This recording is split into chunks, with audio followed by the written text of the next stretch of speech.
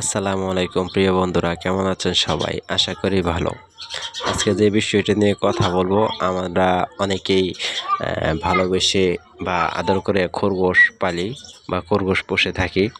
তো আমাদের মধ্যে অনেকের সমস্যা হয় যে নতুন অবস্থায় যারা খরগোশ পালতে জানে না বা বোঝে না, আগে কখনো পালেনি, তাদের জন্য একটা সমস্যা দেখা দেয়। কখন জানেন?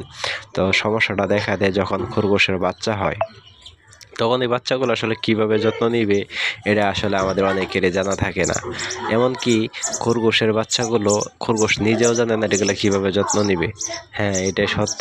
প্রথম প্রথম যখন খরগোশ বাচ্চা দেয়, তখন আসলে খরগোশেরও বুঝতে কষ্ট হয়ে যায় বা তারা ঠিকঠাক মতো তাদের বাচ্চার যত্ন নেয় না।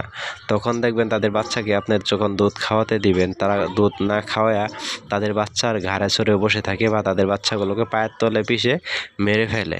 এই কাজগুলো খরগোশ করে। তো এই কাজগুলো থেকে আমরা তাদের বাচ্চাগুলোকে কিভাবে রক্ষা করব, আজকে সেই বিষয়টা নিয়ে কথা বলবো। এখানে আপনাকে দেখতে হবে, খেয়াল রাখতে হবে, যখন আপনার খরগোশের বাচ্চাটা হবে আর যখন বাচ্চা দিবে, তখন আপনি কিভাবে বুঝবেন?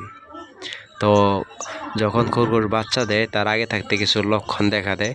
সেই লক্ষণগুলো হচ্ছে, আপনার খরগোশ যখন গর্ভবতী থাকে, তখন তো আপনি অবশ্যই তাকে দেখলেই বুঝতে পারবেন যে সে গর্ভবতী। তার ওয়েটটা অনেক বেড়ে যাবে, তার পেট বড় হয়ে যায়।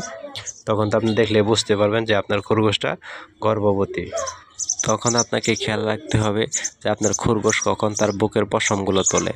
যখন সে গর্ভবতী থাকে, যার যখন বাচ্চা প্রসব করার সময় আসে, তখন সে নিজের বুকের পশমগুলো নিজে টেনে টেনে তুলতে থাকে। তখনই আপনাকে বুঝতে হবে যে আপনার খরগোশে বাচ্চা দেওয়ার সময় হয়ে গেছে।